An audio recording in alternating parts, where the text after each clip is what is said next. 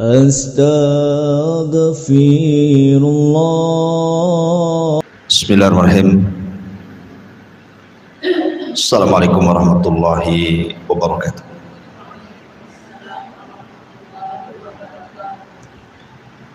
Alhamdulillah wassalatu wassalamu ala Rasulillah wa ala alihi wa sahbihi wa mawalah wa la hawla wa la quwata illa billahi wa ba'd. Alhamdulillah, di pagi menjelang siang ini kita bisa duduk kembali di Masjidul Hidayah dan kita masih membahas tafsir dari surah-surah pendek dalam juz amma, dan kita masuk pada hari ini pada surat yang ataupun surah Al-Insyiqaq.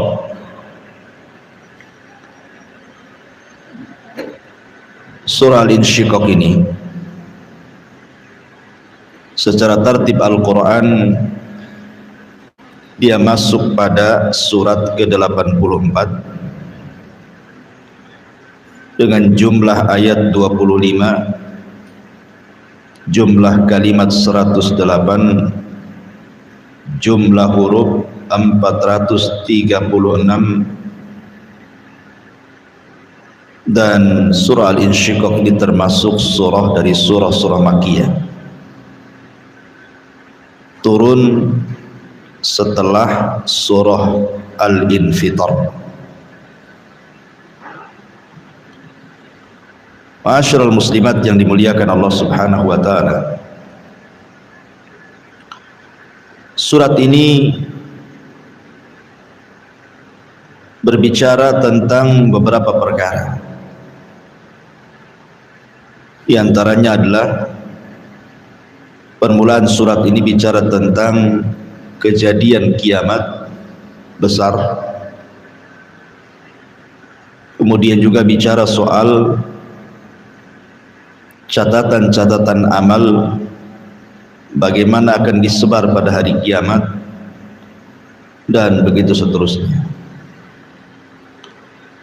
Tapi karena surat ini cukup panjang, kemungkinan pembahasan kepada surah Al-Insyiqaq ini tidak bisa diselesaikan dalam satu pertemuan karena juga membutuhkan waktu yang panjang, maka mungkin kita akan bagi dalam beberapa pertemuan. Baik. A'udzubillahi minasyaitonir rajim. Bismillahirrahmanirrahim. Idzas samaa'u syaqqat. Apabila langit terbelah. Wa adzinat li rabbiha wa huqqat. Dan juga langit yang patuh kepada Tuhannya dan sudah semestinya langit itu patuh. Wa idzal ardu muddat. Dan apabila bumi diratakan. Wa alqat ma fiha wa takhallat. Dan memuntahkan apa yang ada di dalamnya sehingga menjadi kosong. Wa adzinat li rabbiha wa huqqat. Dan bumi yang patuh kepada Tuhannya dan semestinya bumi itu patuh. Ya ayyuhal insanu innaka kadihun ila rabbika kadhan famulaki. Wahai manusia, sesungguhnya kamu telah bekerja keras menuju Tuhanmu, maka kamu akan berjumpa dengannya. Fa amma man utiya kitabahu biyamini. Maka adapun orang-orang yang catatannya diberikan dari sebelah kanannya, fasaufa yuhasabu hisaban yasira, maka dia akan diperiksa dengan pemeriksaan yang mudah. wa yanqalibu ila ahlihi masrura, dan dia akan kembali kepada keluarganya dengan bergembira. Wa amma man utiya kitabahu wara'a dhahri, adapun orang-orang yang catatannya diberikan di sebelah belakangnya, fasawfa yad'u thubura, maka dia akan berteriak, celaka aku. Wa yasla sa'ira, dan dia akan masuk ke dalam api yang menyala-nyala. Innahu kana fi ahlihi masrura, sungguh dia dahulu di dunia bergembira di kalangan keluarganya yang sama-sama kafir. Innahu dhanna alla yahud, sesungguhnya dia mengira bahwa dia tidak akan kembali kepada Tuhannya. Bala inna rabbahu kana bihi basira, tidak demikian, sesungguhnya Tuhannya selalu memperhatikannya. Baik, ma'asyiral muslimat yang dimuliakan Allah Subhanahu wa taala. Di sini Allah Subhanahu wa taala menjelaskan dua peristiwa besar saat terjadi kiamat. Pertama, peristiwa yang terjadi dengan langit, dan yang kedua, peristiwa yang terjadi dengan bumi.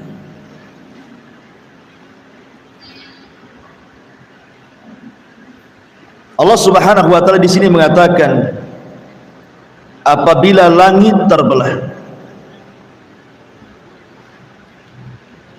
Di beberapa ayat dalam Al-Qur'anul Karim dijelaskan tentang terbelahnya langit. Di antaranya disebutkan dalam surah Ar-Rahman ayat 37. Fa idzan syaqqatis sama fakanat wardatan kadihan. Maka apabila langit telah terbelah dan menjadi merah mawar seperti kilapan minyak. Kemudian terulang dalam surah Al-Haqqah juga ayat 16, wan syaqqatis sama'u fahiya yauma idzin wahiyah, dan terbelahlah langit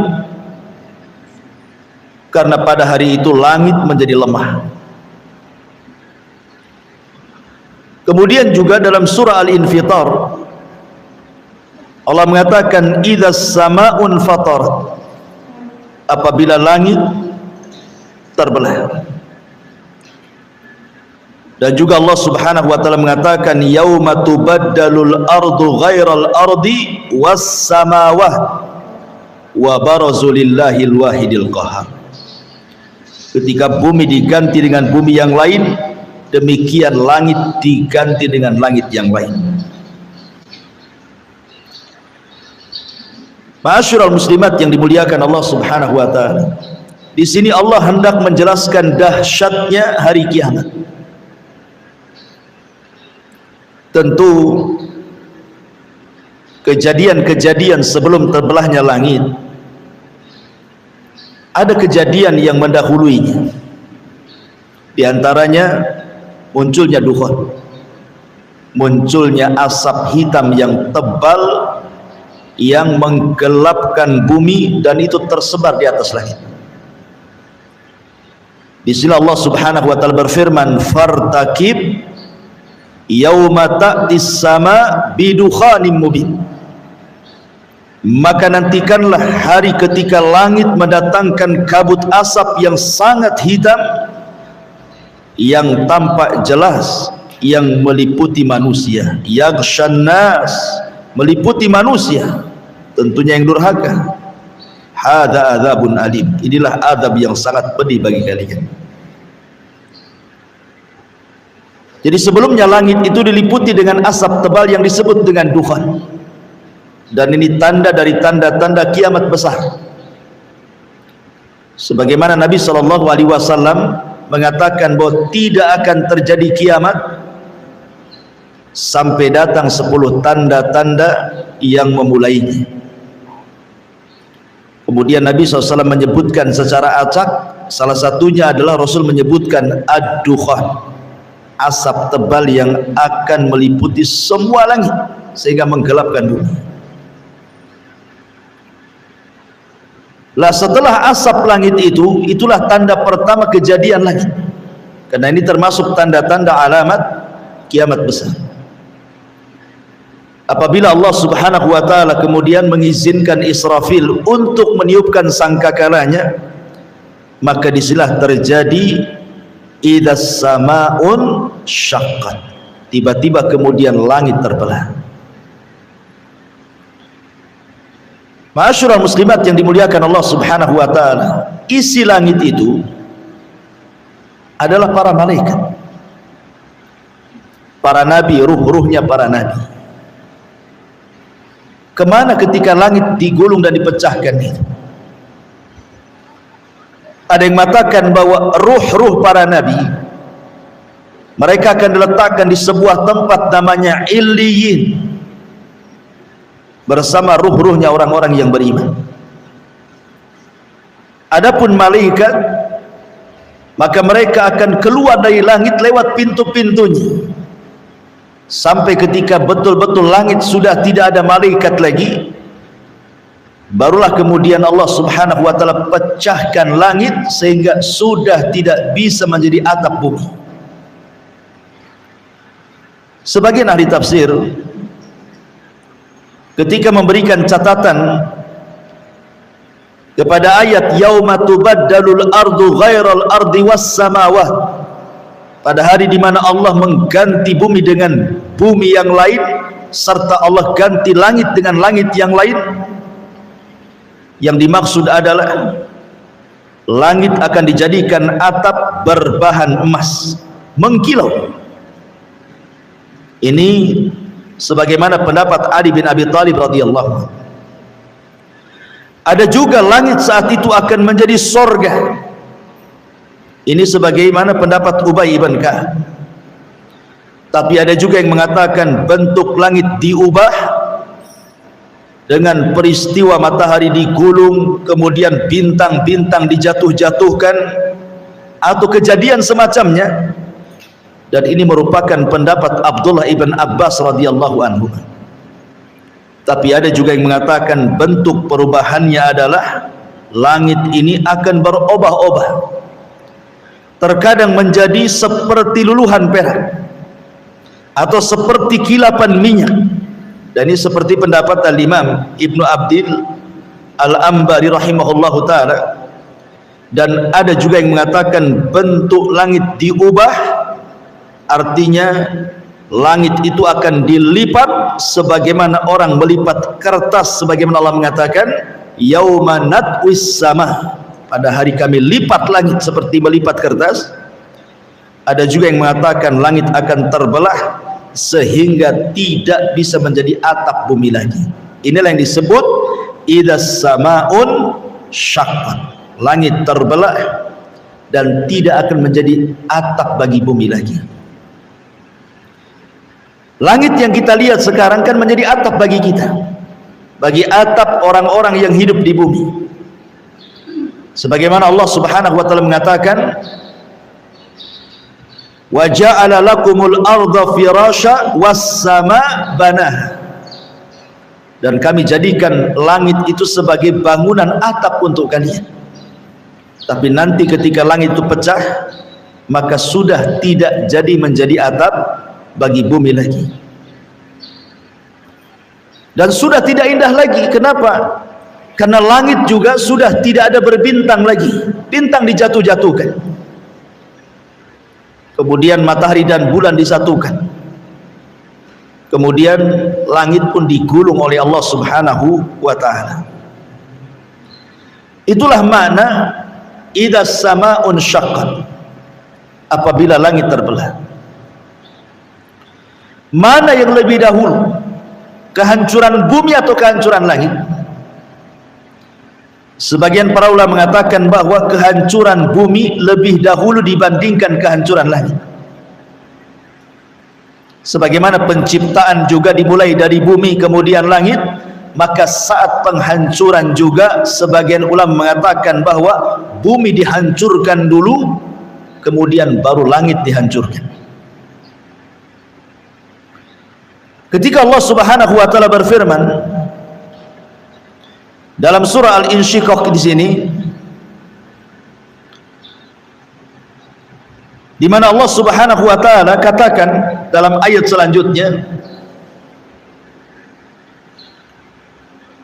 Allah mengatakan apabila langit dipecahkan, kemudian langit akan taat kepada perintah Allah Subhanahu wa taala, maka sama seperti langit dipecahkan, bumi pun sama.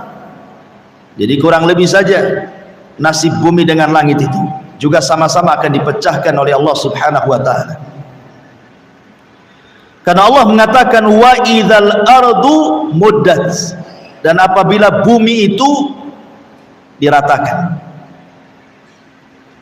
Di dalam Al-Quran Allah mengatakan, kalau tidak salah dalam surah Al-Muzammil, ya, alam naj'alil arda kifata, alam naj'alil arda kifata, bukankah kami jadikan bumi itu kifata.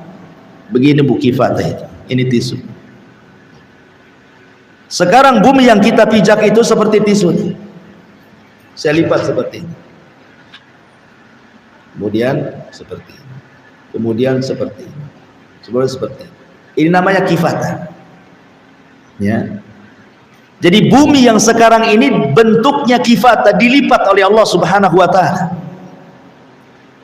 Tapi nanti pada hari kiamat wa idzal ardu muddat, apabila bumi membuka lipatannya kemudian dihamparkan, nanti pada hari kiamat bumi akan dibuka lipatannya sehingga posisinya akan menjadi lebih lebar dan lebih panjang seperti ini, ya. Jadi bumi yang kecil nanti pada hari kiamat akan terbentang seperti ini, lebar sekali, panjang sekali. Itulah makna wa idzal ardu muddat.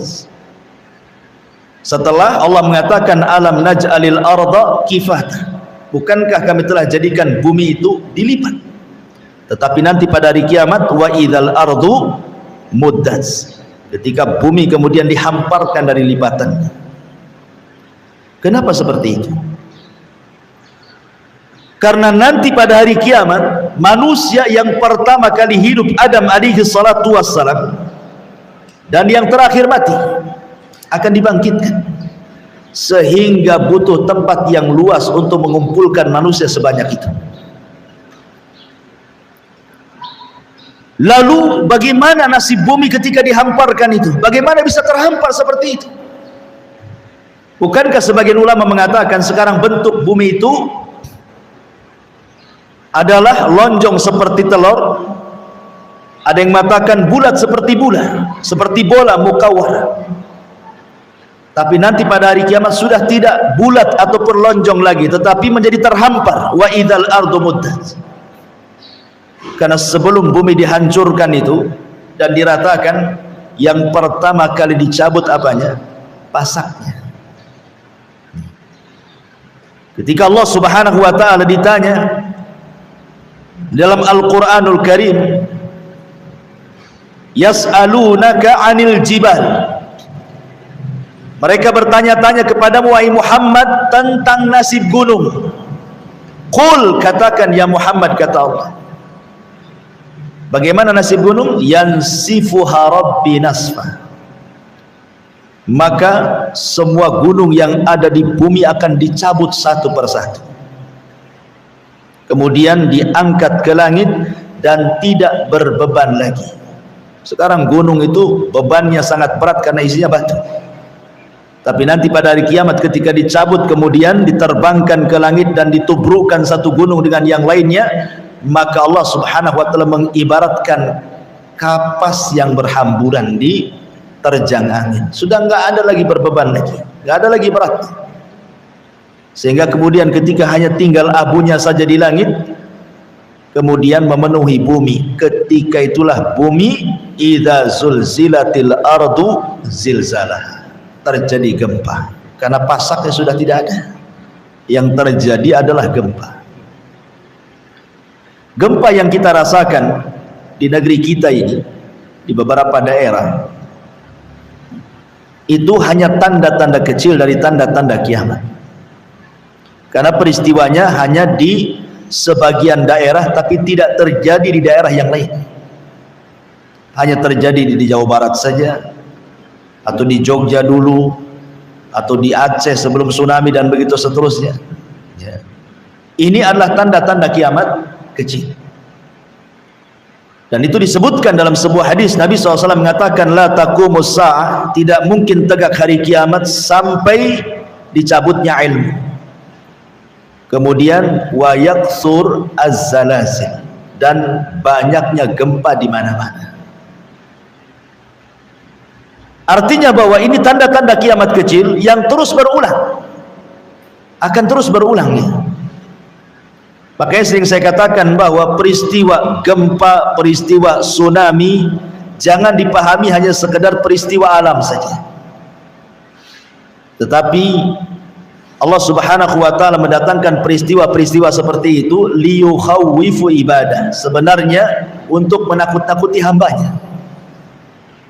Jadi kalau ada gempa, tsunami, banjir, angin puting beliung dan yang semacamnya, itu sinyal dari Allah. Allah sedang menakut-nakuti hambanya sebenarnya.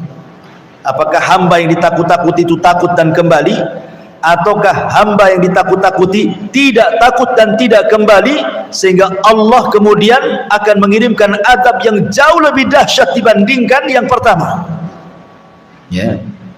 Tapi nanti pada hari kiamat Allah Subhanahu wa taala mengatakan, idza zulzilatil ardu zilzalaha, zilzalnya diidhofahkan kepada bumi.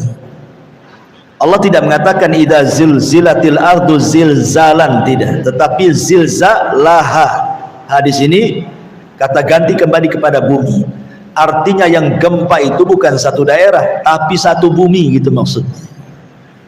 Sehingga tidak ada tempat untuk menyelamatkan diri. Kalau sekarang di sana ada gempa, kita bisa ke daerah yang lain yang tidak gempa. Tapi ada pada hari kiamat itu kan semua gempa masalahnya. Mau lari kemana kan begitu?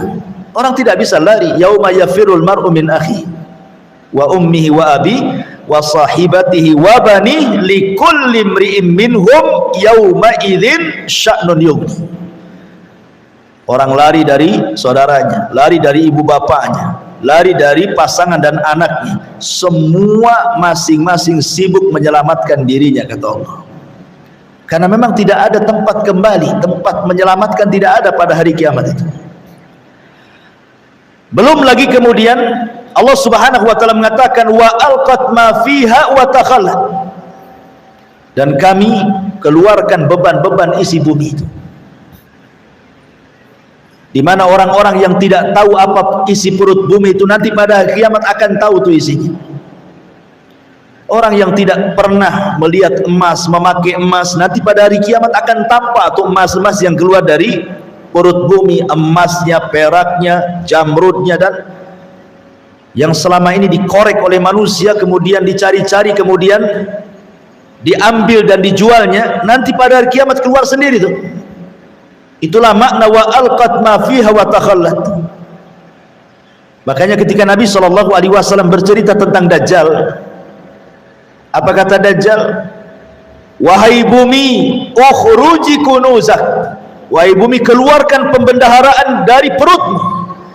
Maka dari bumi terbelah keluarlah emasnya, peraknya, jamrudnya, apapun yang dikehendaki manusia. Dajjal kabulkan dengan izin Allah Subhanahu wa taala untuk memfitnah manusia. Tapi nanti pada hari kiamat, ketika manusia melihat emas perak yang keluar dari perut bumi, mereka hanya bisa memandang tapi tidak mau mengambilnya. Untuk apa mau diambil? Toh itu hari terakhir kehidupan alam semesta, nggak ada gunanya ya. Kalau sekarang iyalah nengok emas, pengen beli, pengen punya gitu ya. Tapi pada hari kiamat ini emas di mana-mana itu, nggak tertarik ibu melihatnya aja, nggak tertarik. Buat apa juga memilikinya kalau habis itu kemudian dihancurkan alam semesta, kan nggak ada gunanya juga gitu. Makanya kemudian Allah mengatakan wa alqat ma fiha wa takhallat, terjadilah kehancuran bumi sehingga bumi menjadi rata serata-ratanya. Dari sini Allah Subhanahu wa taala ketika menjelaskan yauma tubaddalul ard ghairal ardi, pada hari di mana bumi diganti dengan bumi yang lainnya. Terjadi silang pendapat, maksudnya bumi yang kita pijak diganti dengan bumi yang lainnya itu apa maksudnya?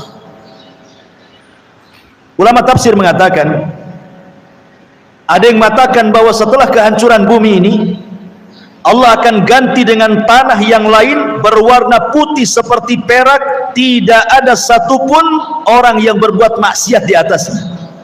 Diganti warnanya seperti warna yang sangat putih bersih seperti kilapan perak, karena tidak ada orang yang berbuat maksiat satupun di permukaan. Ini pendapat Abdullah ibn Abbas dan yang lainnya. Ada juga yang mengatakan bahwa bumi itu akan diganti dengan bumi yang lain, maksudnya bumi akan dijadikan neraka, dan ini adalah pendapat Ubay ibn Ka'ab.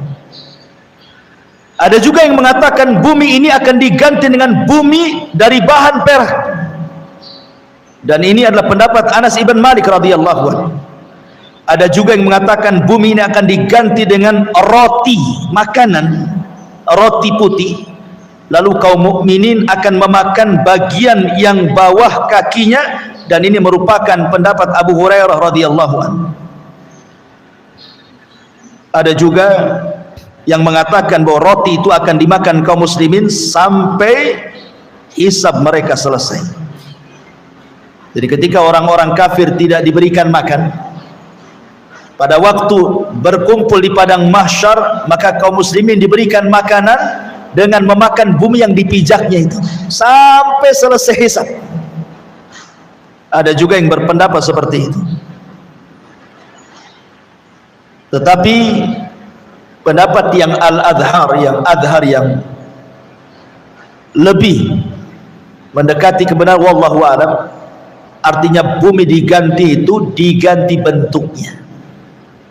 Yang tadinya bulat menjadi terhampar, yang tadinya terlipat dibuka lipatannya, dan warnanya sangat putih bersih karena tidak ada orang yang berbuat dosa di situ. Disitulah manusia akan dibangkitkan, dan disitulah terjadi pengumpulan manusia yang disebut dengan al-ba'ts wan nusyur, kebangkitan, dan manusia akan dikumpulkan di situ.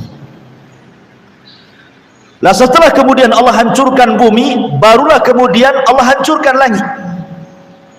Allah ratakan langit itu, kemudian Allah jatuhkan bintangnya. Wa idzan nujumun tasharat, satu galaksi dengan yang lainnya dihancur-hancurkan, ditabrak-tabrakan. Apa yang terjadi? Hancur, berantakan, gak jelas.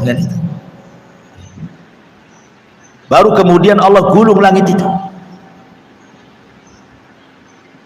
Yang tidak dijatuhkan itu cuma dua. Apa itu? Matahari dan bulan. Tetapi Allah akan gabungkan matahari dan bulan itu, sebagaimana Allah mengatakan wa jumi'asy syamsu wal qamar, pada hari ketika kami gabungkan matahari dan bulan, dan kelak matahari dan bulan yang digabungkan itu akan diletakkan 1 mil di atas kepala manusia di padang mahsyar, gitu ya. Idza samaun syaqqat, apabila langit dibelah. Wa adinat li rabbiha wa huqqat, dan apabila langit patuh kepada Tuhannya, dan sudah semestinya langit itu patuh. Subhanallah. Allah subhanahu wa ta'ala mengatakan, a antum asyaddu khalqan amis sama banaha, kata Allah. Apakah penciptaan engkau wahai anak Adam lebih hebat, lebih dahsyat dibandingkan penciptaan langit? Tentu penciptaan langit lebih hebat, lebih dahsyat dibandingkan penciptaan kita, karena langit makhluk Allah yang jauh lebih besar dibandingkan kita, berlipat-lipat yang tidak tahu berapa hingganya. Jangankan kita, bumi saja apabila dibandingkan langit ibarat cincin dilempar ke padang pasir, kan? Padang pasir itulah langitnya, cincin itu buminya. Itu bumi, Bu, kalau dibandingkan dengan langit. Sekarang perbandingan ibu sendiri dengan langit kira-kira seperti apa? Mungkin tidak ada titiknya tuh. Kalau peta itu tidak ada pulaunya, saking kecilnya gitu. Lah langit saja, makhluk Allah Subhanahu wa taala yang amat dan teramat sangat besar, melebihi besarnya bumi yang kita pijak. Bagaimana Allah Subhanahu wa taala menjelaskan ketaatan langit dan bumi di hadapan Allah Subhanahu wa taala. Perhatikan dalam Al-Qur'an, "Tsummastawa ilas sama wa hiya dukhan faqala laha walil ardi tiyana tau'an au karhan qalata ataina ta'in." Kemudian dia menuju ke langit, dan langit itu masih berupa asap. Lalu Allah Subhanahu wa taala berfirman kepada langit dan bumi, "Datanglah kalian berdua menurut perintahku, suka atau tidak suka." Maka langit dan bumi mengatakan, "Kami datang kepadamu ya Rabb dengan penuh kepatuhan." Kalau langit saja makhluk yang sangat besar, bumi makhluk yang sangat besar yang di dalamnya ada lautan dan gunung dan yang lainnya, apabila Allah memerintahkan kepada kedua makhluk ini, dua-duanya taat.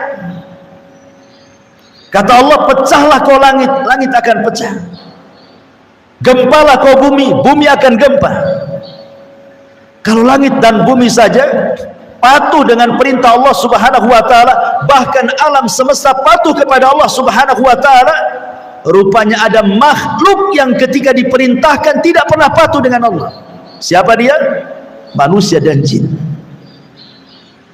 Manusia dan jin apabila diperintahkan Allah Subhanahu wa taala, sebagian mereka tidak patuh. Padahal penciptaan manusia tidak lebih hebat dibandingkan penciptaan langit. Harusnya ketika Allah memerintahkan manusia itu harus lebih patuh dibandingkan langit dan bumi, kan? Tapi lihat bagaimana degilnya manusia. Diperintahkan oleh Allah Azza wa Jalla untuk mengucapkan kalimat la ilaha illallah, malah mengkufurinya. Diperintahkan oleh Allah untuk membaca Al-Quran, malah ditutupnya Al-Quran itu. Diperintahkan oleh Allah untuk sholat, malah tidak mau melangkahkan kakinya untuk melaksanakan sholat, dan begitu seterusnya. Antum asyaddu khalqan amis sama banaha, kata Allah. Apakah penciptaan kamu lebih hebat dibandingkan langit, kata Allah, sehingga tidak patuh? Jangan seperti itu. Makanya di sini Allah mengatakan, "Idzas sama'u syaqqat wa adzinat li rabbiha wa huqqat." Lihat, makhluk sebesar langit taat dengan Allah Subhanahu wa taala. Suruh hancur-hancur, suruh belah-belah. Begitu juga bumi. Wa huqqat wa idzal ardu muddat wa alqat ma fiha wa takhallat wa adzinat li rabbiha wa huqqat. Bumi pun luar biasa taatnya dengan Allah, dan sudah selayaknya bumi taat dengan Allah Subhanahu wa taala. Di zaman Nabi Musa alaihi salatu wassalam, datang Qarun hendak memfitnah Nabi Musa dengan membayar seorang pelacur dan mengatakan, "Wahai wanita pelacur, saya akan berikan keinginanmu, sebut saja upahmu berapa, tapi syaratnya katakan engkau sudah berzina dengan Musa di depan manusia." Akhirnya kemudian Qarun mengumpulkan manusia, membuat makar kepada Nabi Musa. Ketika manusia Bani Israel sudah kumpul tuh, Musa hadir di situ, Qarun hadir di situ, wanita pelacur juga hadir di situ. Kemudian Qarun mengisyaratkan kepada wanita itu untuk bicara bahwa dia sudah berzina dengan Nabi Musa. Bagaimana Qarun hendak mempermalukan Nabi Musa, membunuh karakternya di hadapan Bani Israel. Masa seorang nabi berzinah dengan wanita pelacur, kan gitu? Mana marwahnya? Tapi wanita pelacur ini tidak tega untuk mengatakan seperti itu. Terkadang dia menatap wajahnya Nabi Musa, terkadang dia menatap wajahnya Qarun. Tiba-tiba dia berteriak, "Sesungguhnya Qarun sudah memerintahkan aku dan membayar aku untuk mengatakan aku berzina dengan Nabi Musa," katanya. Marah Qarun. Tidak sesuai dengan rencananya. Rupanya wanita ini tidak mau menyakiti Nabi. malah mengatakan sebaliknya. Qarun memerintahkan aku untuk mengatakan aku berzina dengan Nabi Musa, padahal aku tidak berzina dengan dia. Maka Musa emosilah. Maka Musa kemudian berdoa kepada Allah, ya Rabb, ya Rabb. Maka Allah mengatakan, ya Musa, perintahkan saja bumi itu, perintahkan bumi yang di bawah kakimu itu, maka dia akan taat kepadamu sesuai dengan perintahku. Maka Musa mengatakan, ya arda bli'i, wahai bumi, telanlah Qarun dan seluruh kekayaannya. Tiba-tiba bumi terbelah dan Qarun pun masuk di situ, kekayaannya masuk di situ, dan Allah katakan fa khasafna bihi wa bidarihil arda, kami tenggelamkan Qarun dan seluruh kekayaannya ke perut bumi.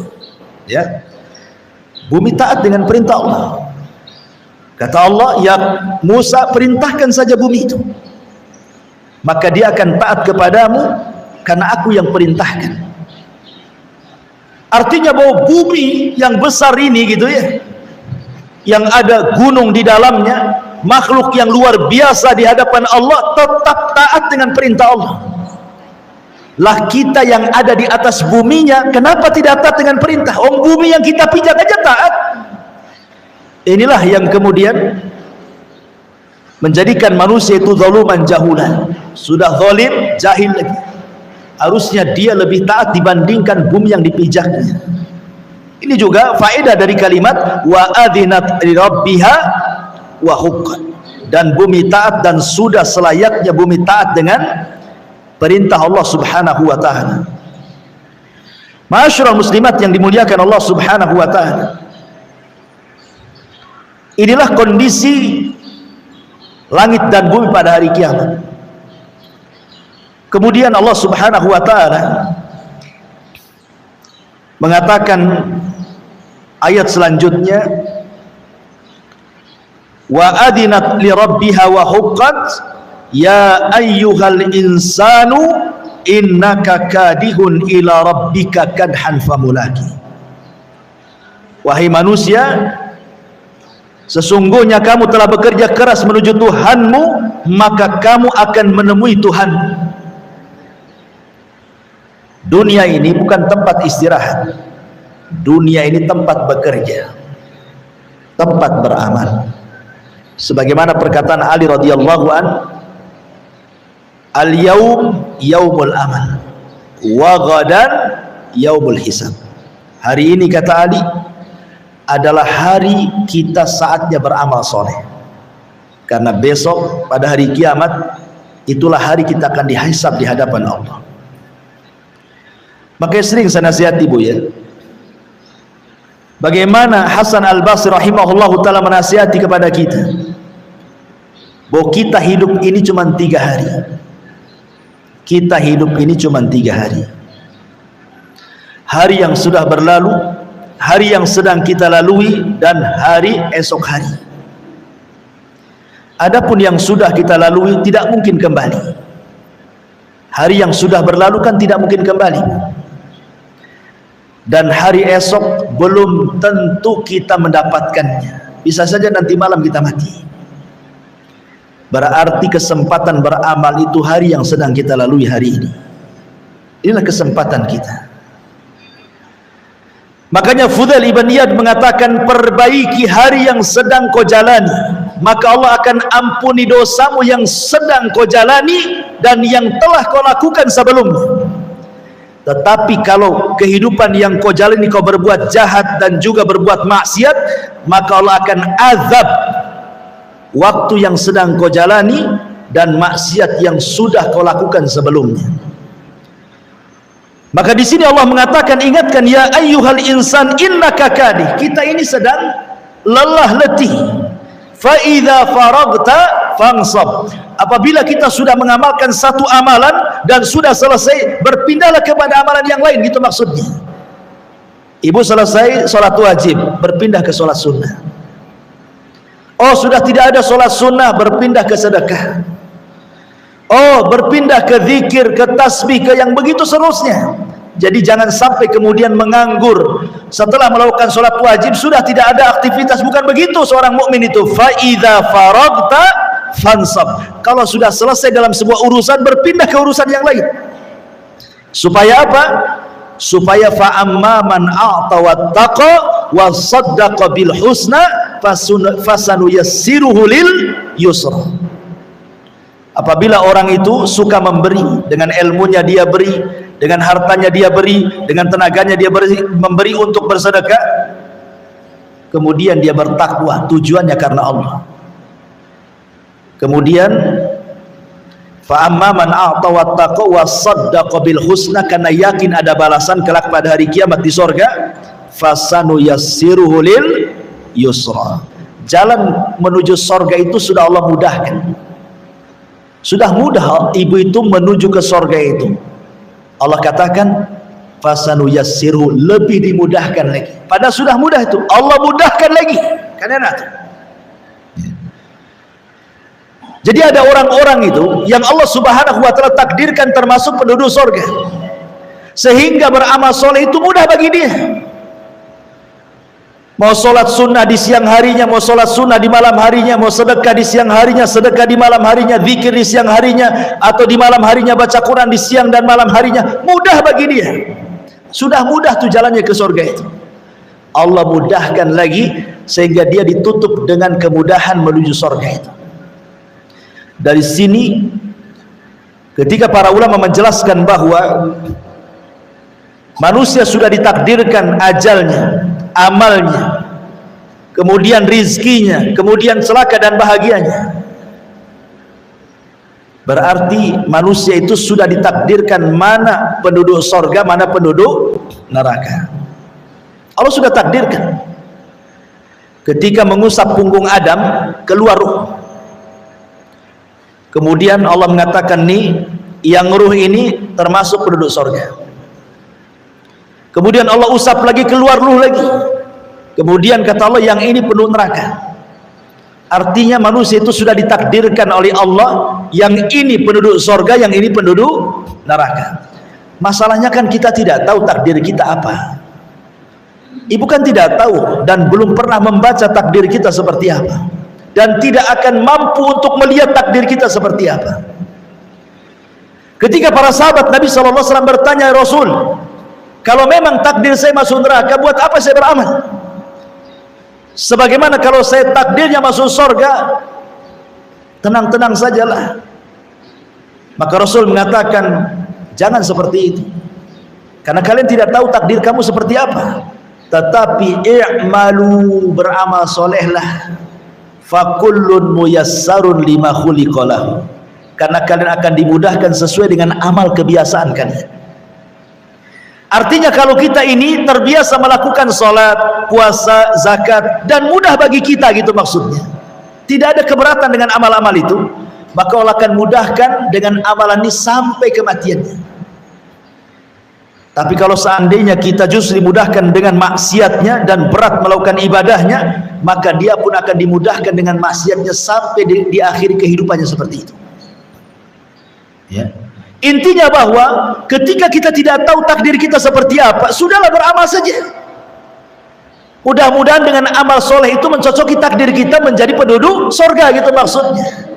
Kalau saya analogikan seperti ini, Bu, ada dua jalan menuju pesantren Jabal Uhud. Satu lewat Muka Kuning, satu lewat Tamiang. Ada dua jalan nih. Yang lewat Tamiang ini banyak lubangnya, banyak belingnya, banyak pakunya, banyak jurangnya. Yang lewat Muka Kuning pula halus, mulus, tidak ada kendala.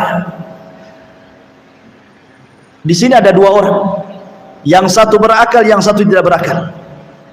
Kalau orang berakal pasti dia akan lewat Muka Kuning.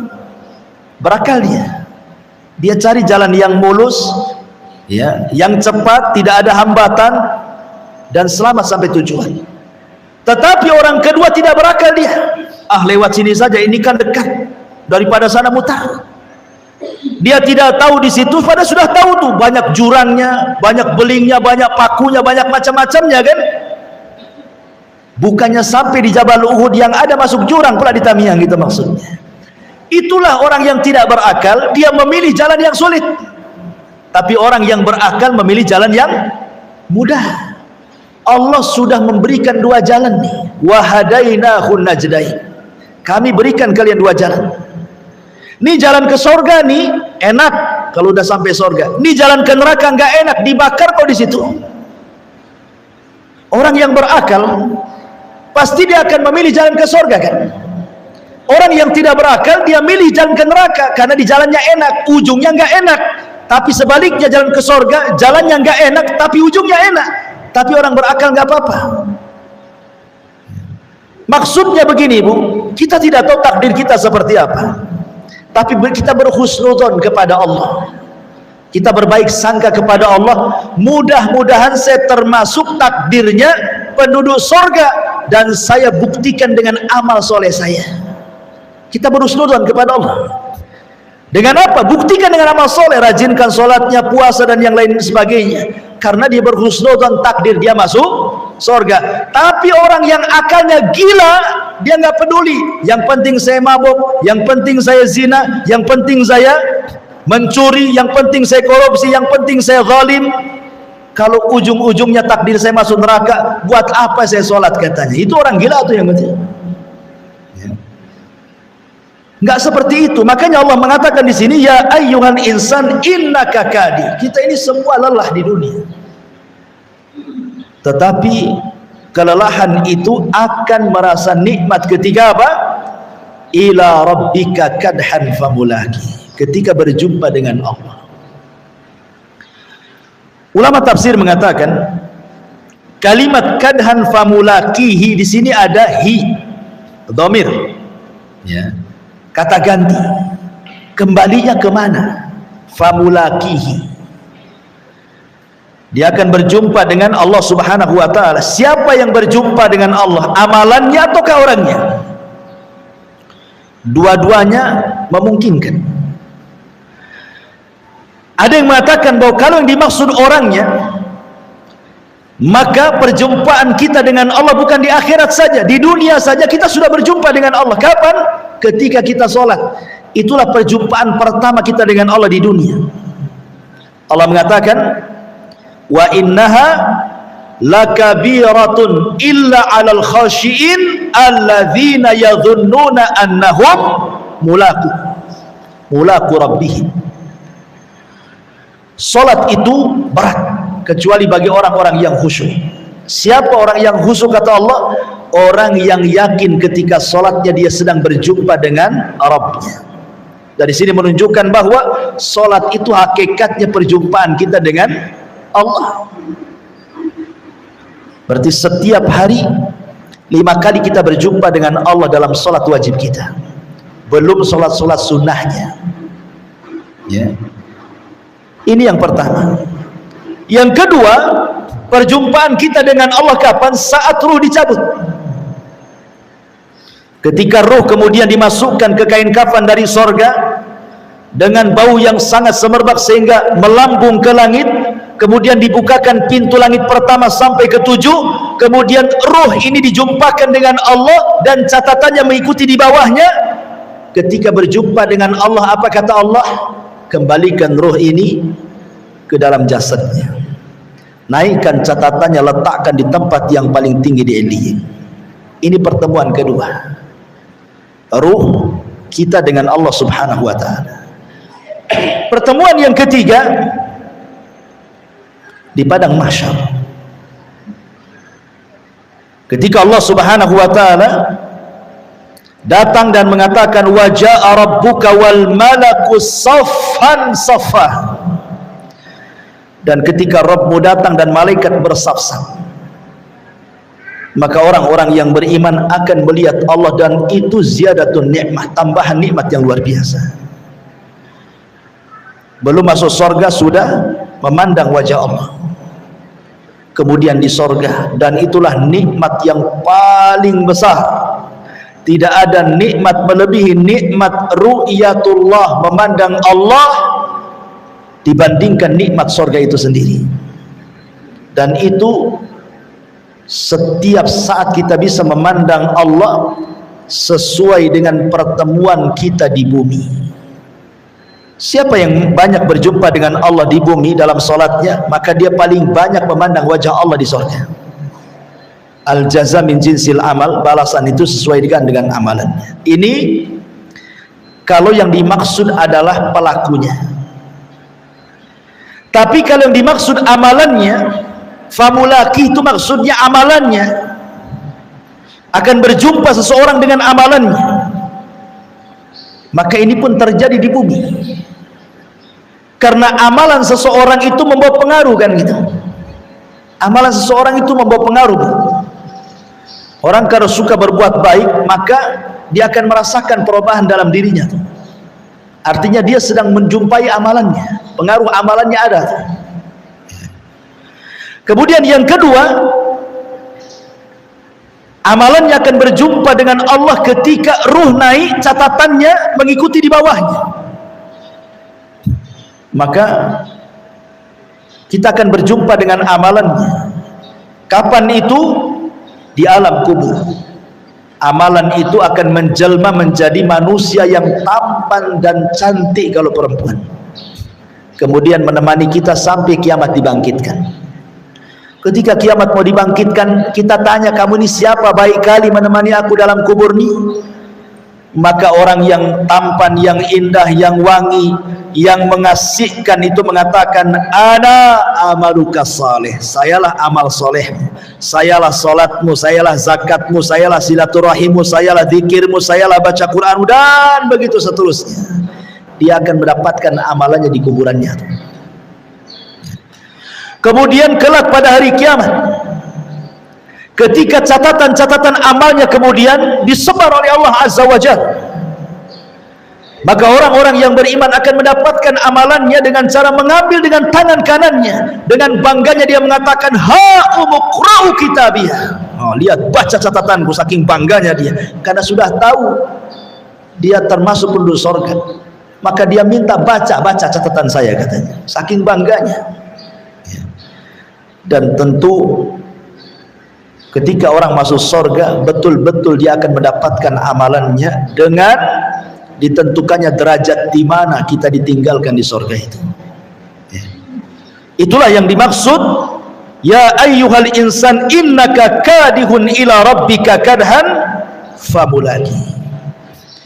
Fa amma man utiya kitabahu biyamini. Adapun orang-orang yang catatannya diberikan dari sebelah kanannya, fasaufa yuhasabu hisaban yasira, maka dia akan diperiksa dengan pemeriksaan yang mudah, wa yanqalibu ila ahlihi masrura, dan dia akan kembali kepada keluarganya yang sama-sama beriman seraya bergembira, masing-masing bergembira masuk ke dalam surga. Wa amman utiya kitabahu wara'a dhahri, adapun orang-orang yang catatannya diberikan dari sebelah belakangnya, fasaufa yad'u thubura, dia pun akan berteriak, celaka aku, celaka aku. Wa yasla sa'ira, dia pun akan dimasukkan ke dalam neraka, apinya yang menyala-nyala. Hisab di akhirat itu ada dua, ada hisab yasir dan ada hisab asir. Ada hisabnya mudah dan ada hisabnya sulit. Tapi di sana juga ada orang-orang yang tidak akan mendapatkan hisab, sebagaimana 70.000 orang yang masuk surga tanpa hisab. Jadi ada orang-orang yang tanpa hisab masuk surga direct begitu, langsung tanpa azab lagi.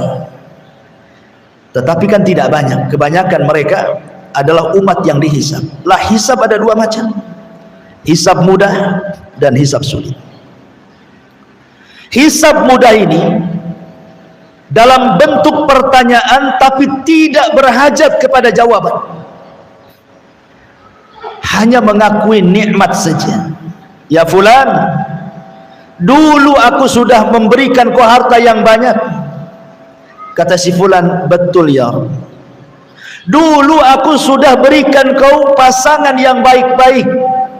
Kata dia, betul wa ya Rabb. Dulu aku berikan kau anak yang soleh dan soleh. Kata dia, betul wahai Rabb. Jawabannya hanya betul, betul, betul, betul. Ya. Dia hanya mengiyahkan atas nikmat yang Allah anugerahkan ketika di dunia. Itu hisabnya mudah tuh, yang kayak gitu tuh. Dia hanya mengiyahkan apa yang dikatakan Allah kepadanya. Tapi di sana ada hisab yang sulit. Kapan itu? Ketika terjadi perdebatan antara dia dengan Allah. Sebagaimana hadis Nabi SAW, manukisha halak. Barang siapa yang terjadi perdebatan dengan Allah, hancur dia, masuk neraka dia. Ya. Ketika Allah Subhanahu wa ta'ala mengatakan, bukankah dulu aku berikan nikmat, kenapa kau tidak begini? Oh enggak begitu. Dia bantah. Ya. Seperti Allah Subhanahu wa ta'ala mengatakan kepada para orang-orang yang mati syahid, orang-orang yang ahli sedekah, orang-orang yang pakar Quran, diperlihatkan nikmatnya kepadanya. Kemudian Allah katakan, betul itu nikmatmu? Iya. Untuk apa? Sedang apa kau itu? Oh, saya sedang jihad untukmu. Kata Allah, kadzabta, dusta kamu. Oh iya Rabb, itu untukmu. Kadzabta, dusta engkau. Terjadi perdebatan. Ini kalau terjadi perdebatan saat hisab, halak, hancur dia. Ini disebut hisaban asir. Hisabnya sulit. Ya. Maka kita berdoa untuk diberikan hisab yang mudah. Nah, di sini Allah Subhanahu wa taala menjelaskan di antara rangkaian hisab itu adalah mengambil catatan. Setelah Allah Subhanahu wa taala menerbangkan catatan-catatan itu, maka manusia terbagi menjadi 3 kelompok. Ada yang mengambil catatannya dengan tangan kanannya, ada yang mengambil catatan dengan tangan kirinya, ada yang mengambil catatan dengan tangan kiri di balik punggungnya, wara'a dhahri, di balik punggungnya. Ya, karena manusia di dunia juga ada 3 kelompok, ada mukmin, ada kafir, ada munafik. Tentu akan berlainan cara mengambil catatannya. Mukmin tangan kanan, kafir tangan kiri, munafik tangan kiri di balik punggungnya. Karena orang munafik lebih jahat dibandingkan kafir, makanya dipersulit cara mengambilnya. Sudah dengan tangan kirinya di balik punggungnya lagi. Karena tidak ada azab yang paling rendah melebihi azabnya orang munafik di neraka. Tentu munafik i'tiqad di sini, munafik keyakinan. Lah orang-orang yang beriman apabila memandang catatannya, umpamanya dia pandang catatannya, ketika dia membaca catatan kebaikan, langsung bercahaya wajahnya. Dia baca lagi catatan kebaikan yang lain, makin bercahaya, makin bercahaya, makin bercahaya. Yauma tabyaddu wujuh wa taswaddu wujuh, kata Allah. Pada hari itu ada wajah-wajah yang putih dan berseri-seri. Wajahnya memutih, dan dia pun berseri-seri saking bahagianya. Tetapi orang kafir dan orang munafik i'tiqad itu, apabila dia baca catatannya dan semua keburukannya makin menghitam, yauma tabyaddu wujuh wa taswaddu wujuh, kata Allah. Wa taswaddu wujuh, ada wajah-wajah yang hitam-hitam semuanya. Makin dibaca makin hitam, makin dibaca makin hitam. Ya, maksiat di dunia itu menghitamkan hati. 1 kali maksiat Allah letakkan 1 titik hitam di hati. 2 kali maksiat diletakkan titik hitam yang kedua di hati. 1000 maksiat, 1000 titik hitam diletakkan di hati. 1 juta maksiat, 1 titik hitam diletakkan di hati. Kalau hati sudah tertutup hitam, apa kata Rasulullah? Kalkub muzakhiyah, seperti kub. Ini kub. Kub itu artinya gelas. Muzakhiyah itu dibalik. Ya. Ini gelas ini kalau terbalik kayak gini, otomatis kan tertutup nih. Karena yang terbuka kan yang sebelah sininya. Kalau ditutupkan pantat gelas kan nggak ada lubangnya. Diisi apa saja nggak akan masuk tuh maksudnya. Diisi nasihat mental, diisi Quran mental, diisi hadis mental, dikasih nasihat mental semuanya. Itulah hati kalau hitam, kata Rasul, seperti gelas yang dibalik. Kalkubi muzakhiyah. Karena hatinya hitam, macam mana mau nerima nasihat? Maka sebagaimana hitamnya hati di dunia para pelaku maksiat, maka wajahnya dihitamkan pada hari kiamat. Tapi orang-orang yang beriman memutih badannya membesar sampai ketika fisiknya sama dengan Nabi Adam 70 hasta 60 hasta, kemudian makin tampan seperti tampannya Adam. Maka selesai dia membaca catatan itu, wajahnya berubah musfir, bercahaya dari wajah yang putih itu. Tetapi penduduk neraka makin dibaca tuh, makin besar badannya, makin besar, tidak tahu sebesar apa lagi badannya. Tapi penduduk surga dibatasi hanya seperti fisik Adam saja, selesai. Tapi penduduk neraka terus membesar, nggak tahu sampai seberapa besarnya. Karena gerhamnya saja, kata Rasul, kajabalil Uhud, seperti gunung Uhud. Itu gerhamnya penduduk neraka. Gimana wajahnya, gimana badannya, ya. Tetapi manusia sebesar itu masuk jahanam, jahanam tidak pernah penuh.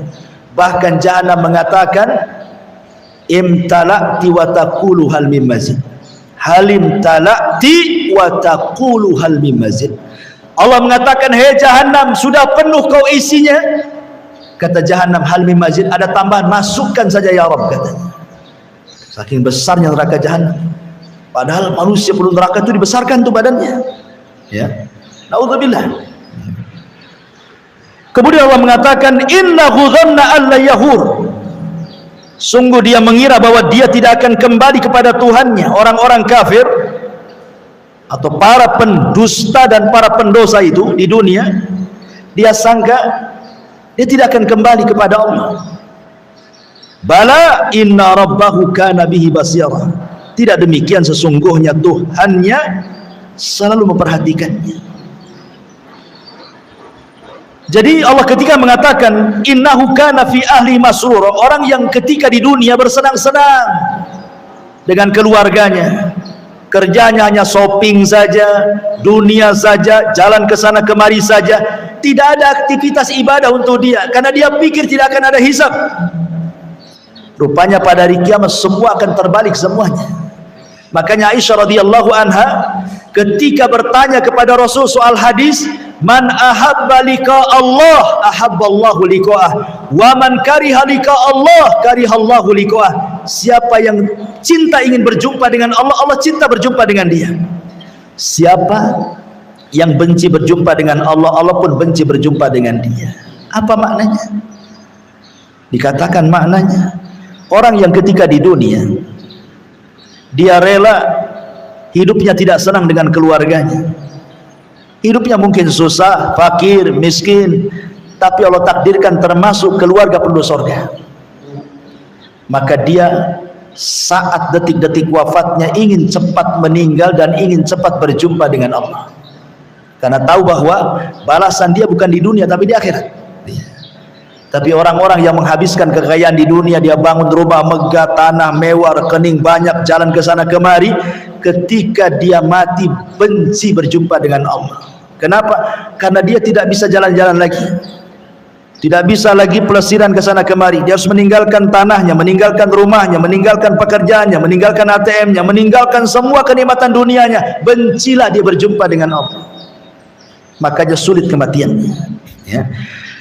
Dari sini Allah katakan, bala inna rabbahu kana bihi basira. Tidak demikian, sungguh Tuhannya selalu memperhatikan kita. Karena Allah memperhatikan kita, maka teruslah dalam perhatian Allah, beramal saleh, karena tidak ada amalan sekecil apapun kecuali ada balasannya. Wallahu a'lam bishawab.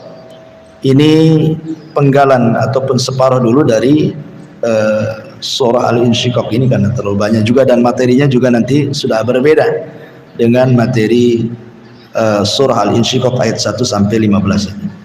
Wallahu a'lam. Baik, sebelum saya tutup silakan.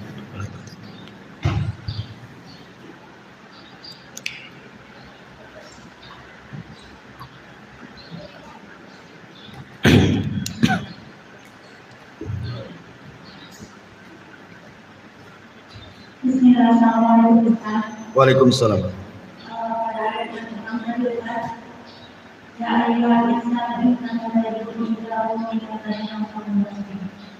Yang Ustaz bahas tadi, salah satunya dari penjabaran ayat yang tadi, yaitu orang-orang yang menerima catatan amal kebaikan dan kaitannya pada ayat itu saya sampaikan, misal itu mudah dan sulit. Terus juga dikatakan ada 7 orang masuk surga tanpa hisab. Yang menanyakan, apakah pada ayat yang kelima ini Ustaz ada kaitannya dengan orang yang menerima catatan dengan penanganan? Berarti dia salah satu orang yang masuk surga tanpa hisab itu Ustaz. Alhamdulillah. Orang masuk surga tanpa hisab, mereka tidak terkena hisab. Sementara proses hisab itu ya mencakup timbangan, penyebaran catatan amal, itu masuk dalam kategori hisab. Ya. Jadi orang masuk surga tanpa hisab itu keluar dari kuburan direct masuk surga dia. Oh, nggak ada proses-proses. Orang masuk surga tanpa hisab ini keluar dari kuburan langsung masuk surga. Itu maksudnya yadkhulunal jannah bighairi hisab wala. Tapi kalau orang masih di padang mahsyar, masih ada proses hisab, proses ini, proses itu belum masuk surga tanpa hisab dan adab. Berarti dia masih dalam proses orang-orang yang masuk surga dengan hisab. Berarti yang menerima tangan itu belum. Iya. Iya, itu proses hisab, berarti masuk surga dengan hisab namanya ya. Terus Ustaz, dari 70 orang yang masuk surga dengan hisab, mereka akan membawa lagi setiap satu dengan berapa orang lagi yang masuk surga dengan 70.000 orang yang sama ya, dalam Musnad Imam Ahmad. Masuk urutan orang yang masuk surga dengan hisab, dia langsung masuk surga. Ya, maksudnya setiap satu orang akan membawa sekian ribu lagi itu. Kalau tidak salah terdapat dalam Musnad Imam Ahmad. Ya tentu dengan sifat-sifat yang sama. Karena Rasul kan ketika menyebutkan 70.000 itu tidak menyebutkan orang secara nama, tetapi menyebutkan sifat. Alladzina la yastarqun wa la yaktawun wa la yatatayyarun wa ala rabbihim yatawakkalun, kan begitu. Orang yang tidak meminta ruqyah, orang yang tidak minta kai, orang yang tidak tatayyur, dan orang yang kuat tawakalnya kepada Allah. Artinya sempurna tauhidnya. Makanya masuk surga tanpa hisab dan adab, karena sempurna tauhidnya. Kalau orang bisa melakukan, kalau di zaman kita agak sulit melakukan 4 perkara ini, terutama yang terakhir itu paling sulit sekali. Tawakal, paling sulit tawakal. Ya, ibu saja tawakalnya masih sama suami nggak kerja pusing, besok makan apa katanya. Dari 70 dan saling membuat 70 lagi.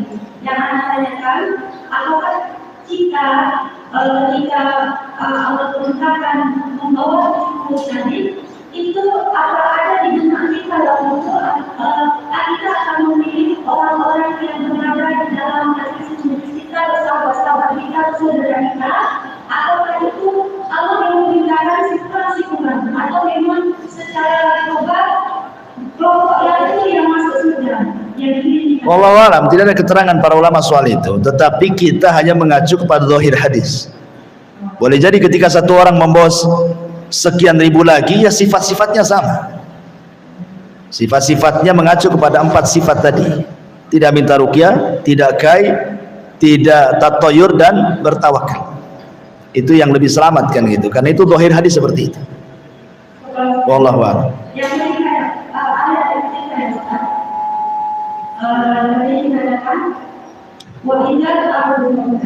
Tadi Ustaz jabarkan bumi itu dilipat-lipat seperti yang Ustaz perumpamakan tadi. Kemudian bumi itu dihamparkan. Itu ketika bumi dihamparkan, pada waktu itu kan sudah hari kiamat, benar. Nah, yang Anda tanyakan, berarti pada masa bumi dihamparkan itu tidak ada lagi yang namanya semua cerita Allah itu tidak ada, Ustaz. Sudah flow yang tidak diharapkan, itu semuanya. Iya. Terus Ustaz, ketika bumi yang dalam kata dilipat-lipat, apakah waktu itu yang seperti laut, gunung itu termasuk di dalam lipatan-lipatan itu Ustaz? Baik.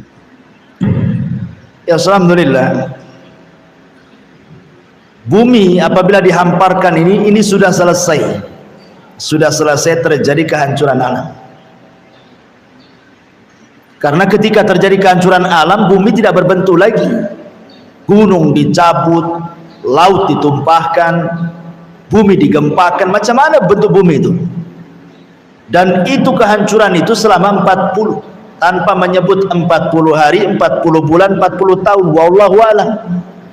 Karena hadis Abu Hurairah mengatakan antara tiupan sangkakala pertama ke kedua itu jaraknya 40.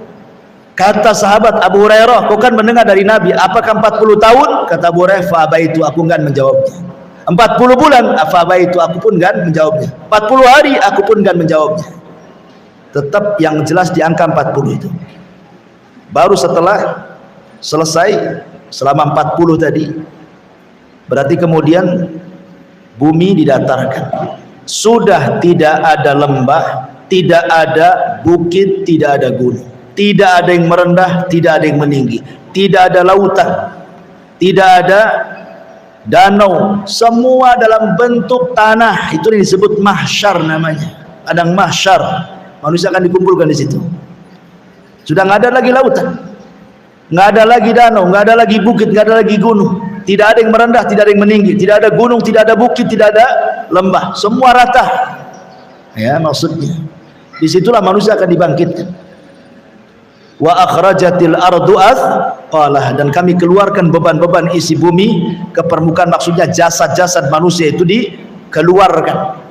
Setelah jasad-jasad dikeluarkan, bagaimana caranya? Sebelum Allah keluarkan, Allah turunkan hujan kepada bumi yang sudah datar itu, putih bersih seperti tepung itu. Allah turunkan hujan. Hujan inilah yang kemudian mengenai setiap tulang ekor manusia. Karena manusia itu akan dibangkitkan dari tulang ekornya. Terkadang tulang ekor itu tidak kelihatan kecuali dengan alat khusus, kecil gitu ya. Ya. Mungkin seperti kalau kita buka kaca, kemudian datang matahari, di situ ada debu-debu kecil yang tidak bisa dilihat kecuali ada matahari kan. Ya. Lah itu tulang-tulang ekor yang tidak bisa dilihat mata. Dari situlah manusia dibangkitkan. Jadi setelah terkena hujan, maka akan bangkit semua manusia, kemudian ditumpahkan ke permukaan. Setelah semua ada di permukaan, jasad itu semuanya, di sini Allah firmankan, wa idzan nufusu zuwizat. Ruh yang ada di iliyin dilepas semuanya. Ruh yang ada di sijin, ruhnya orang kafir dilepas semuanya, melesat ke semua badan-badannya sejak zaman Adam sampai yang terakhir mati. Maka orang yang pertama kali bangkit adalah Nabi SAW. Ana awal man anshaqqu bihil qabr. Aku yang pertama bangkit dari kuburan. Kemudian aku melihat Nabi Musa sedang bersandar. Aku tidak tahu apakah dia dulu ataukah aku, kata Nabi. Dan pada hari kiamat ketika dibangkitkan, khufatan, tidak beralas kaki, khufatan, tidak bersandal, uratan, tidak berpakaian. Khufatan, uratan, ghurlan, buhman, tidak beralaskan kaki, tidak berpakaian, kembali tidak ada di khitan, buhman, tidak membawa sehelai harta di badan, dan posisinya dikembalikan kepada seperti sebelum disunat. Kenapa? Untuk mempertanggungjawabkan semua badan. Makanya yang tadi sudah disunat dikembalikan lagi, tidak di khitan, supaya mempertanggungjawabkan semua badan di hadapan Allah Azza wa Jalla. Nah, gitulah kondisi manusia, dan manusia ketika dibangkitkan sesuai dengan kematiannya. Wallahu a'lam. Iya. Ketika tadi Allah menyatakan dari semua tubuh sudah masuk kepada jasadnya, terus berkaitan dengan ayat yang terakhir kita bahas tadi, bahwa manusia menerima catatannya dengan tangan kanan, tangan kiri, dan tubuhnya. Karena yang memiliki yang kafir dan tubuh yang kafir. Terus kalau anda tanyakan, apakah waktu itu Allah berikan kelompok-kelompok tersendiri kan. Jadi yang kafir atau yang mukmin atau yang munafik. Terus bagaimana dengan orang yang munafik yang ketika Allah katakan yang Rasulullah katakan di dalam hadis tersebut ialah yang akan menjadi oleh api pertama ketika api neraka itu dinyalakan akan termasuk diyakinkan orang munafik yang menerima neraka dengan umumnya ini. Ya, alhamdulillah. Allah mengatakan wasiqal ladzina kafaru ila jahannama zumara. Zumara itu artinya apa? Berkelompok-kelompok. Dan kami giring orang-orang kafir ke dalam neraka jahanam itu berkelompok-kelompok. Artinya Allah akan mengelompokkan, dulu yang nyembah batu sebelah sana, dulu yang nyembah matahari sebelah sini, dulu yang nyembah pohon mangga sebelah sini, dulu yang menyembah ular kobra sebelah sini. Jadi kelompok-kelompokan semuanya. Semua dikelompokkan. Ya. Dan itu keadilan Allah Subhanahu wa taala. Bahkan matahari dan bulan saja yang tidak salah dimasukkan ke neraka. Matahari dan bulan loh dimasukkan ke neraka. Apa salah matahari dan bulan itu? Kenapa dimasukkan ke neraka? Allah tidak hendak mengadab matahari bulan sehingga dimasukkan dan dipendamkan ke neraka. Allah hanya ingin katakan kepada para penyembah matahari dan bulan bahwa sesembahan kalian itu bukan itu. Buktinya dia masuk neraka. Ya. Bukan karena dosanya matahari dan bulan, tidak. Untuk membantah para penyembah matahari dan bulan bahwa itu bukan Tuhan. Makanya Allah mengatakan la tasjudu lisyamsi wala lil qamar wasjudu lillahi alladzi khalaqahunna in kuntum iyyahu ta'budun. Jangan sembah matahari dan bulan, sembahlah yang menciptakan keduanya kalau kalian betul-betul beriman. Semua akan dikelompokkan. Tetapi orang kafir langsung masuk ke dalam neraka. Yang tersisa hanya mukmin dan munafik. Di depan sirat itu hanya sisa mukmin dan munafik. Kenapa? Allah ingin membuat tipu daya dengan orang munafik saat melintasi titian itu. Sebagaimana di dunia dia bisa menipu orang yang beriman, merasa bisa menipu Allah, Rasulnya dan orang-orang yang beriman, maka Allah tipu nanti pada hari kiamat dia ketika melintasi titian itu. Dan itu ada dalam tafsir Al-Baqarah ketika menjelaskan tentang bagaimana Allah mempermisalkan orang-orang munafik dengan permisalan ma dan juga permisalan air itu. Wallahu a'lam. Adapun tentang masalah hadis man tusyira bihin nar, itu bukan termasuk orang munafik, tidak. Itu bercerita tentang orang yang beramal karena riya. Ya, karena riya. Gimana? Munafik di sini munafik kafir. Munafik itu di bawahnya kafir. Makanya sebagian ulama ketika membuat tingkatan-tingkatan neraka, yang paling dalam itu nerakanya munafik. Karena dia double, sudah kafir munafik. Ya.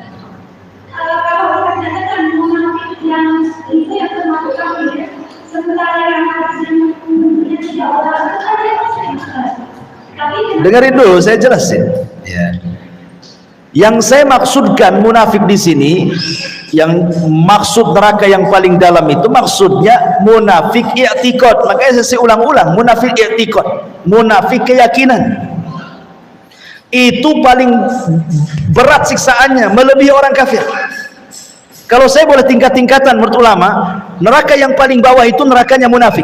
Berdasarkan nas Quran, innal munafiqina fi darkil asfali minan nar. Orang munafik itu paling dasar, intip neraka yang paling dalam. Kenapa? Karena munafik itu hakikatnya kafir. Dia menggabungkan dua wajah, pertama kafir, yang kedua munafik. Sebenarnya dia kafir, cuma berpura-pura muslim, makanya munafik. Berarti double dosanya. Kalau orang kafir kan jelas kafir, kita tahu dia kafir. Kalau orang munafik itu tidak tahu kafir karena ngaku Islam, makanya hukumannya paling bawah. Baru kemudian di atasnya lagi, lain lagi. Di atasnya orang munafik, baru cerita orang murtad. Orang murtad di bahaya karena dia pernah Islam, murtad. Dia lebih bahaya dibandingkan kafir asli. Ya, lebih kafir asli jelas kafir. Ini pernah Islam masalahnya, maka dia di bawahnya kafir asli lagi. Orang murtad itu. Naudzubillah. Ya, wallahu a'lam. Waalaikumsalam. Boleh nggak jauh-jauh ya?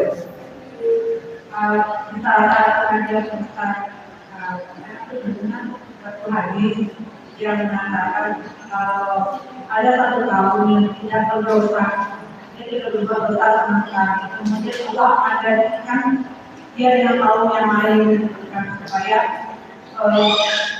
berbuat dosa kemudian bertobat. Oke. Iya. Apakah pernyataan tersebut positif atau negatif atau kita kalau sebenarnya beribadah itu kita kan terjadi mengusulkan kita menjadi dosa. Tapi saat dalam hari ini apakah ini positif atau negatif gitu, pernyataan dari menyenangkan dan dijadikan dengan kalau berbuat dosa itu juga.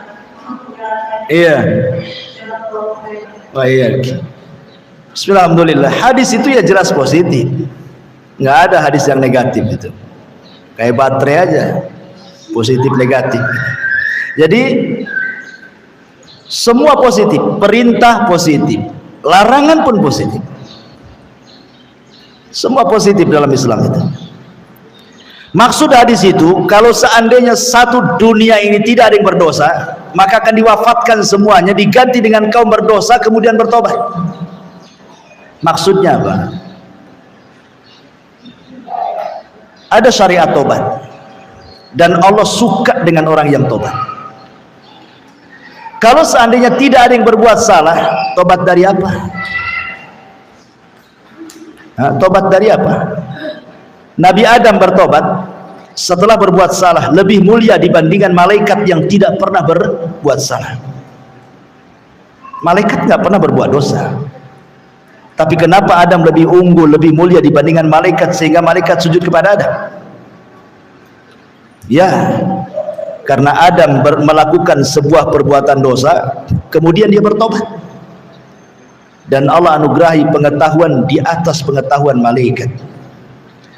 Makanya kata para ulama ketika menjelaskan tentang kisah Adam dan malaikat, bahwa Allah allama Adam, Allah berikan pengetahuan kepada Adam. Malaikat tidak diberi pengetahuan seperti pengetahuan kepada Adam kan. Maknanya bedanya Adam dengan malaikat itu, kalau malaikat ahli ibadah, kalau Adam itu ahli ilmu. Bedanya ya. Dan Rasul mengatakan keutamaan ahli ilmu dengan ahli ibadah persis seperti bulan purnama di antara bintang yang berserak di langit. Bintang walaupun berserak banyak pun tidak akan menerangi bumi. Coba saja, nggak ada bulan satupun, bintang semua, bumi tidak akan terang, tetap aja gelap. Ya, kalau nengok ke atas memang terang, tapi kalau nengok ke jalan tetap gelap. Tapi satu bulan tak ada bintang, asal purnama terang tuh bumi.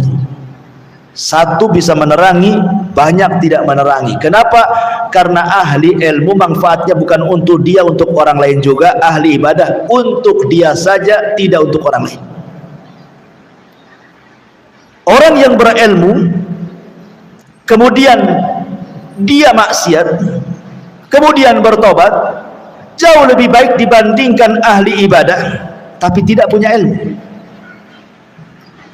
Karena orang ahli ibadah kalau tidak punya ilmu bahaya. Maksud saya manusia, kalau malaikat jangan katakan malaikat jahil, tidak, malaikat punya ilmu tetapi bukan ilmu yang diajarkan kepada Adam kan gitu. Ini manusia ceritanya ya. Jadi kenapa Allah Subhanahu wa taala kemudian suka dengan orang-orang yang bertobat, dan orang tobat itu setelah melakukan maksiat? Makanya kemudian diantara fitrah anak Adam itu adalah maksiat dia, karena Allah berikan hawa nafsu. Pasti maksiat, nggak ada yang nggak maksiat manusia itu. Makanya Allah mengatakan fala tuzakku anfusakum, jangan kau merasa paling bersih sendiri, tidak, manusia tidak ada yang bersih. Tetapi Allah Subhanahu wa taala buat syariat, sebesar apapun dosa kamu ada tobat, dan Allah suka sehingga ketika tobat itu yang dipandang tobatnya, Allah lupakan dosanya. Kan enak tuh. Ya, kita suruh berbuat tobat, Allah bekali hawa nafsu, kemudian kita maksiat, Allah pula suruh kita tobat dan Allah yang berikan tobatnya. Nah, kan enak. Kalau orang tidak ada yang berbuat dosa, buat apa Allah ciptakan neraka surga? Apa gunanya? Kenapa ada surga dan neraka? Ya itulah gunanya di situ, supaya Allah menguji manusia juga kan. Jadi itu semua positif sebenarnya, positif ya. Karena orang itu, Allah itu paling suka dengan yang orang-orang bertobat itu. Bahkan Allah lebih bahagia dengan orang yang bertobat dibandingkan orang yang hampir mati di tengah padang pasir karena kehilangan unta dan seluruh perbekalannya. Tiba-tiba ketika sudah putus asa mau mati, untanya di depan dia, apa nggak bahagia tuh? Tapi Allah lebih bahagia menerima tobat dibandingkan bahagianya orang ini katanya. Ada cerita nih, ada orang berjalan di padang pasir, makanannya, minumannya, bekalnya semua ada di atas unta. Kemudian dia tidur, untanya hilang. Dicari berhari-hari nggak ketemu. Sementara padang pasir itu lautan pasir, mau kemana? Ketika sudah hampir mau mati, dia sudah nggak ada lagi harapan hidup. Tiba-tiba pas dia nengok, ini untanya di sini. Bahagia nggak tuh? Bahagia. Tapi Allah katakan Allah lebih bahagia dengan tobatnya seorang hamba dibandingkan bahagianya orang ini. Dalam hadis seperti itu. Ini aja sudah bahagia luar biasa, tapi Allah lebih bahagia lagi dengan orang yang bertobat. Dan tidak mungkin bertobat kecuali melakukan maksiat kan itu ya. Karena manusia itu pasti akan mengulangi dosanya, tidak dengan dosa yang sama, dengan dosa yang lainnya. Boleh jadi dia bertobat dari dosa yang sama, belum tentu dosa yang lain dia bisa menghindari. Karena dosa bagi anak Adam itu bukan sunnah, wajib. Bukan sunnah tapi wajib. Maksudnya wajib berbuat dosa manusia itu. Pandangan bisa memandang yang haram, telinga bisa mendengar yang haram, hidung bisa mencium yang haram, lisan bisa mengucapkan yang haram, kaki pula bisa melangkah yang haram. Itu semua pasti melakukannya. Tidak tangan ya kaki, tidak kaki ya mata, tidak mata ya telinga, kan begitu ya setiap hari. Oh oke, tidak semuanya, hati pula melakukannya, akal pula melakukannya ya. Jadi karena sebuah kewajiban dosa itu, makanya ada pintu tobat di situ. Dan Allah suka dengan orang yang bertobat. Jadi semua jadi positif kok. Wallahu a'lam.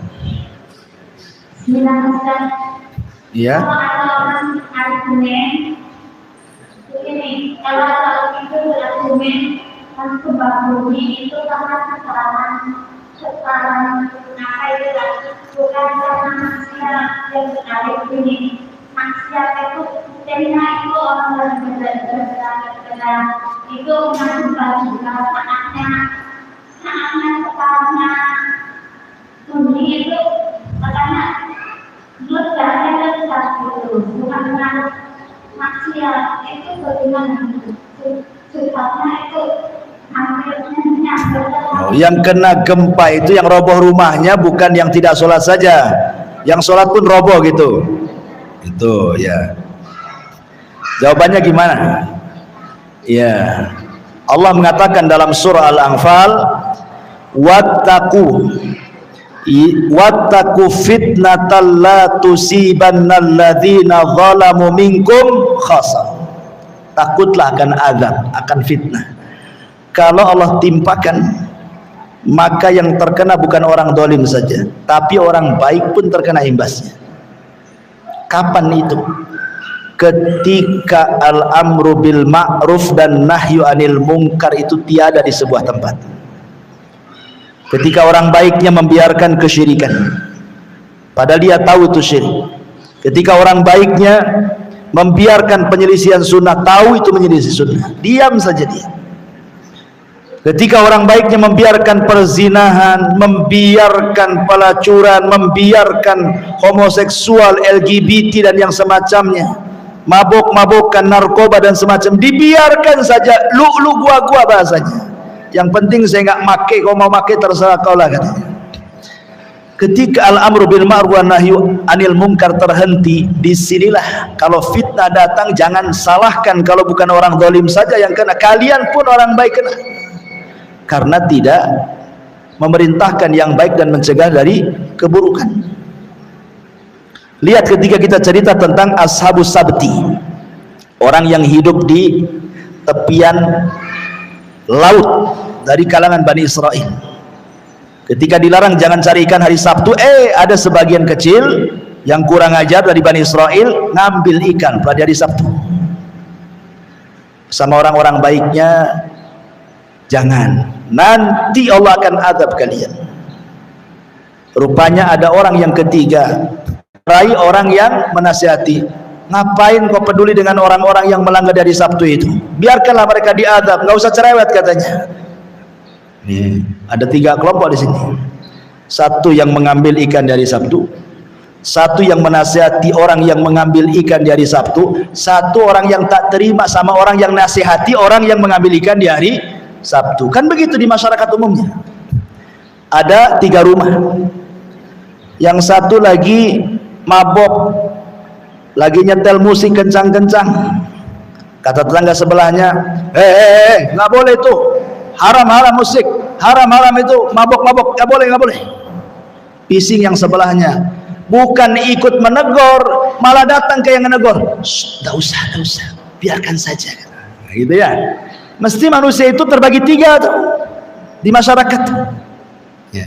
Akhirnya yang menegur itu tidak mau kumpul sama orang yang ngambil ikan dari Sabtu, dipagar sama dia, di benteng. Kau hidup sama dia saja, saya hidup di sini, di benteng.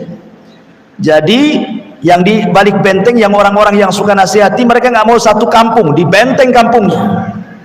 Sehingga yang satu kampung dengan orang-orang yang hidup mengambil ikan di hari Sabtu adalah orang-orang yang menasihati orang yang menasihati tadi, hidup satu dengan mereka.